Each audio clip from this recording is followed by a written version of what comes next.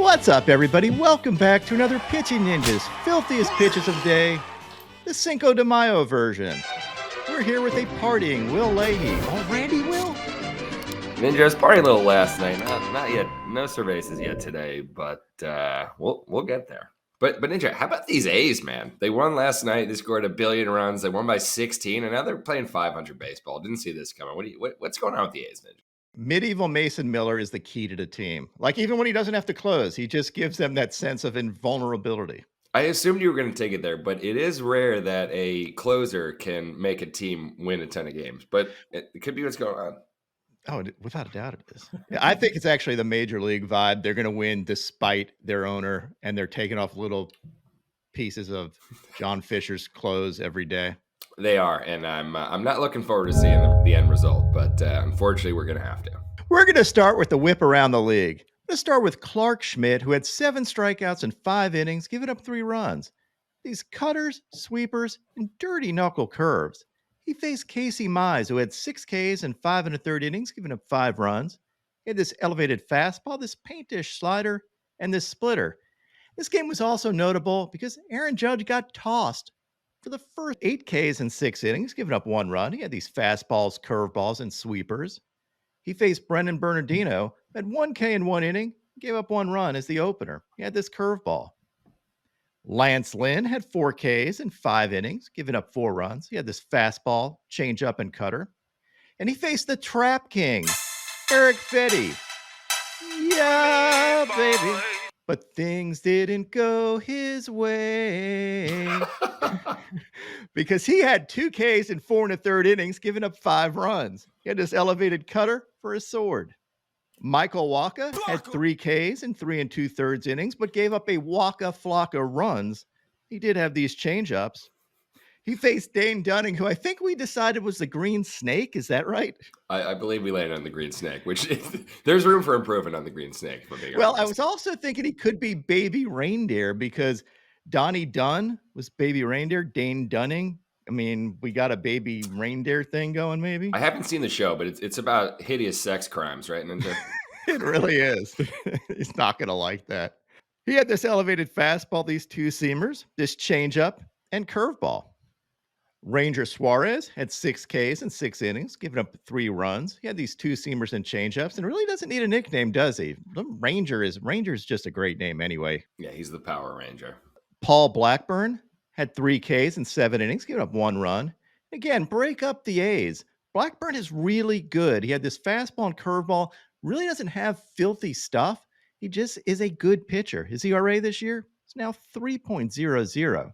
Michael King had 3 Ks in 6 scoreless innings. He had this fastball and nasty changeup. He faced Brandon Pfaadt, who had 4 Ks in 6 innings, giving up 3 earned runs. He had these sinkers, including this one kind of off the plate. I don't blame you for arguing here, Tatis. And this sweeper. I don't even know if Tatis was arguing. It was more just like a look of disdain. Ben Lively had 5 Ks in 6 innings, giving up 1 run. His ERA right now is 2.08, and he does not have overpowering stuff. His stuff just plays well. These fastballs and sliders. He faced Reed Detmers, who had 7 Ks in 5 2/3 innings, but gave up 7 runs. He had these fastballs, and his sliders were filthy. Look at these things, picking up swords with them, and he is our guest on the next Baseball Dojo. Kevin Gausman had 8 Ks in 5 1/3 scoreless innings, giving up 3 hits. He had these fastballs that, honestly, I thought he struggled with his splitter for most of this game, and then all of a sudden found it. And once he figured it out, they were disgusting. Look at these things. Just pure filth. He faced Jake Irvin, who had 4 Ks in 5 innings, giving up 4 runs, but none were earned. He had this fastball for a sword and this elevated cutter, and this painted fastball that got Bichette tossed. Jameson Taillon was really good yesterday with 7 strikeouts and 6 scoreless innings, giving up only 2 hits. He had this fastball and curveball and this beautiful painted backdoor cutter, as well as these sweepers. And here's an overlay of his fastball and sweeper, and you can see how much drop that sweeper has. It also has a lot of horizontal movement, but the drop is definitely noticeable, especially when compared to that fastball. It just drops way out of the zone. He faced Tobias Myers, who had 2 Ks in 3 innings, giving up 4 runs. He had this changeup, including this elevated changeup. The hitter tries to hold up on, but gets the sword of death. Logan Gilbert was really good because he pitches for the Mariners, and every single Mariners starter is really good. It's because I went to spring training and hung with the Mariners starters. There's no doubt about it. That's the reason why you heard it here first. Isn't that right, Will? 100%. Logan Gilbert had 6 Ks and 8 scoreless innings, giving up only 2 hits. His ERA right now is a very nice 1.69. He had this backdoor cutter, these sliders, this curveball for a sword, and this absolutely sick splitter. Again, I love his splitter. Just break up the Mariners starters. They are so, so good. I think this is 20 consecutive starts that they've given up 2 earned runs or less. That's crazy. Outrageous. It's nuts. He faced Framber Valdez, who had 3 Ks in 5 1/3 innings, giving up 5 runs, and had these curveballs. Tyler Glasnow dominated again yesterday with 10 Ks in 7 innings, giving up 2 runs.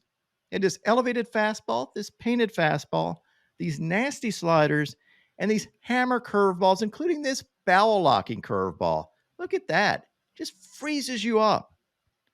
He faced Bryce Elder, who had 4 Ks in 3 1/3 innings, but gave up 7 runs. And his front door two-seamer, this changeup and slider.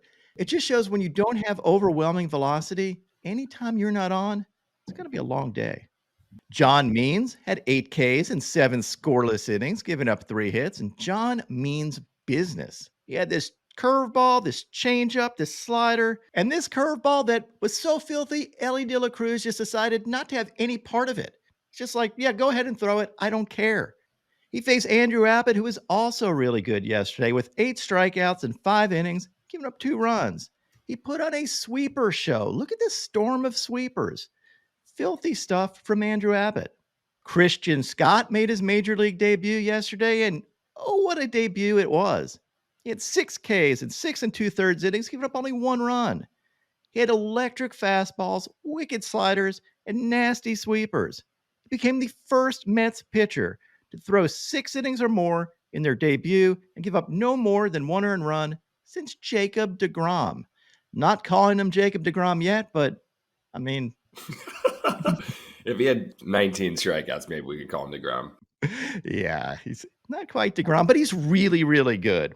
And one reason why he's really good is he learned his slider from this channel. I read somewhere that you actually picked that up watching videos of Max Scherzer. Is that correct? Absolutely, yeah. Right on Pitching Ninja. Yeah, I try to have a little bit of a harder slider, so I went on Pitching Ninja, and Max was actually the first video that I saw, and I was like, it's a pretty good guy to emulate. This is why you need to subscribe here. You never know how many major leaguers you're going to run into learning to improve their craft. He faced Zach Littell, who was outstanding yesterday. I love the way this dude pitches. Absolute precision. He had 7 strikeouts in 6 innings, giving up 1 run. Look how extreme a position he has on the rubber, leading to some deception. But overall, his command is outstanding. He had this fastball at the knees, perfectly thrown. This other painted fastball, this splitter, and this slider. Great outing from Zach Littell. Austin Gomber had 3 Ks and 6 scoreless innings in this curveball and changeup. And he faced yesterday's filthiest starting pitcher of the day, the electric Jared Jones. Jared Jones had 10 strikeouts in 7 scoreless innings, giving up only 1 hit, no walks. He just pounded the zone over and over again. He doesn't necessarily have precise command, but he fills up that strike zone. He became the first Pirates pitcher in history to have 7 or more shutout innings, giving up 1 or fewer hits with 10 Ks or more and no walks. It's a lot of qualifications, but just say he's really, really good yesterday. Impressive nonetheless. He also is the 10th pitcher in history to have 52 Ks or more over his first 7 starts, and the only one to do it with 5 or fewer walks. That's how good Jared Jones is. He also has the most swings and misses through his first 7 career starts since they've been measuring that. Suffice it to say, the man is disgusting. He threw more curveballs this outing, which I thought was interesting, but really also relied on his fastballs and sliders. His overpowering stuff that kind of reminded me a little bit of Spencer Strider in just pure electricity. So I paired these two up side by side. Take a look at that. They were actually pretty close. Both of them are kind of around the same height. I think Jones is 6'1", Strider is 6 foot. They have long strides and are electric. I also love Jared Jones describing his mindset. Listen to this from his interview with me. He has a total FU mindset when it comes to hitters. I would say my attitude on the mound is more FU. Um, Basically the same thing. Like I want the at bat to get over as quick as possible, and I don't want to see you again. That's it for me. Yeah, I'm out there pissed off every time I throw the ball. In college ball, Chase Burns had 13 Ks in 6 no-hit innings, and he got all those Ks on off-speed pitches. Look at these things. What's even more surprising is dude also throws 101, and it's not a lame 101. His fastball has very unique characteristics that allow it to keep its plane a lot better than almost anybody else's fastball, including major leaguers.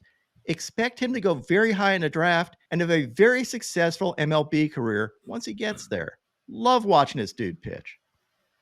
Now onto my filthiest relievers. Tanner Banks got this K after a 3-hour rain delay. I guess CB Buckner really wanted to go home. Can you believe they had a rain delay in this game with the bases loaded and 2 outs? Like, Just let the kids play.